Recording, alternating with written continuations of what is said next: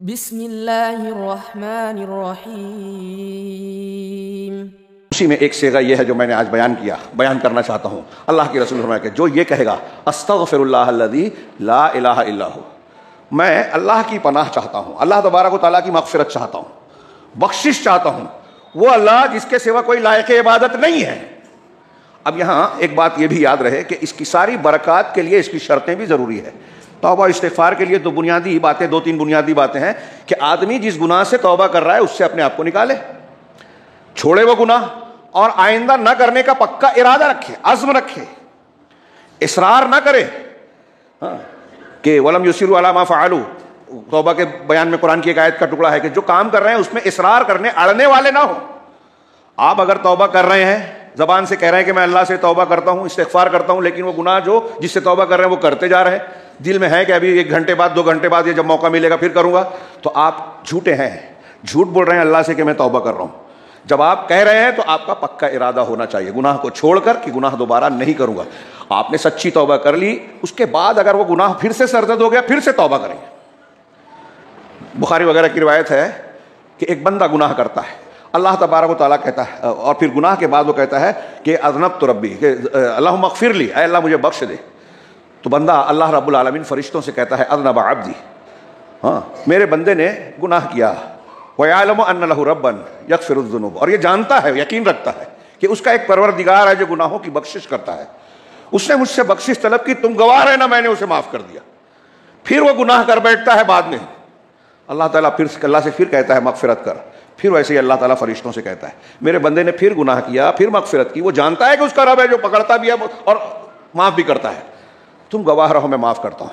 تیسری مرتبہ پھر کہتا ہے، پھر مغفرت طلب کرتا ہے، اللہ تعالیٰ پھر اس بات کو دہرانے کے بعد کہتا ہے کہ میں نے اسے معاف کیا اور تم گواہ رہو، جب تک وہ ایسا کرتا رہے گا میں معاف کرتا رہوں گا۔ اللہ تبارک و تعالیٰ ان اللہ یقبل التوبۃ عن عبادہ ما لم یغرغر، جب تک جان گلے میں نہ اٹک جائے اس وقت تک اللہ توبہ قبول کرتا ہے، جب تک قیامت کے آثار نمودار نہ ہو جائیں اس وقت توبہ کا دروازہ کھلو ہوگا۔ یہ عام طور سے پوری دنیا کے لیے اور خصوصی طور سے ہم سب کے لیے، جب تک موت کے آثار نہ آ جائیں توبہ کا دروازہ کھلا ہے۔ اللہ کے رسول صلی اللہ علیہ وسلم نے اپنے چچا ابو طالب کو آخری وقت میں بیمار تھے تب کہا لا الہ الا اللہ کہہ لو، جہنم سے بچانے کے لیے حجت پیش کروں گا اللہ کے سامنے۔ ہوش و حواس جب تک ہے، سکرات نہیں ہے، توبہ کا دروازہ کھلا ہے۔ ان الذین فتنوا المؤمنین والمؤمنات، اور جو آیت ہے کہ ان الذین فتنوا المؤمنین والمؤمنات ثم لم یتوبوا، اور جو تیسرا تثلیث کو ماننے والی عیسائیوں کا تذکرہ ہے ان کے لیے بھی توبہ کا ذکر ہے آیت میں۔ حضرت حسن بصری ان الذین فتنوا والی آیت کو پڑھ کر کہتے ہیں کہ دیکھیے اللہ کا کرم، اس کا احسان، اس کی سخاوت، کہ ان لوگوں نے اللہ کے اولیاء کو قتل کیا، اللہ سے دشمنی کی، پھر بھی اللہ نے توبہ کا دروازہ کھول رکھا ہے۔ وہ بندوں کو عذاب دینا نہیں چاہتا، اس کو توبہ استغفار بہت پسند ہے۔ مثال آپ نے سنی ہے صحیح مسلم میں کہ ایک آدمی کا اونٹ ریگستان میں سامان سمیت گم ہو جائے، جب ملتا ہے دوبارہ تو وہ مارے خوشی کے پاگل ہو جاتا ہے، باولا سا ہو کے کہتا ہے پروردگار تو میرا بندہ اور میں تیرا رب ہوں۔ وہ کہنا چاہتا ہے کہ پروردگار تو میرا رب میں تیرا بندہ، لیکن خوشی کی زیادتی کی وجہ سے اسے احساس نہیں ہے کہ وہ الٹا کہہ رہا ہے۔ اللہ اس بندے سے زیادہ خوش ہوتا ہے، اللہ تعالیٰ پاگل پر نہیں آتا، اللہ اس سے زیادہ خوش ہوتا ہے۔ توبہ کتنی اہمیت کی حامل ہے یہ اندازہ کیجیے، اور پھر ساتھ ہی ساتھ اس کے توحید، اس کی اہمیت کا اندازہ اس سے بھی لگائیے کہ مسلم شریف کی حدیث میں اللہ تعالیٰ نے فرمایا لو لم تذنبوا لذهب اللہ بکم، اگر تم گناہ نہیں کرو گے تو اللہ تمہیں ختم کر دے گا، وَلَجَاءَ بِقَوْمٍ، اور ایسی قوم کو لائے گا کہ یذنبون فیستغفرون اللہ، غلطی کریں گے، گناہ کریں گے اور اللہ سے معافی مانگیں گے، اللہ انہیں معاف کرے گا۔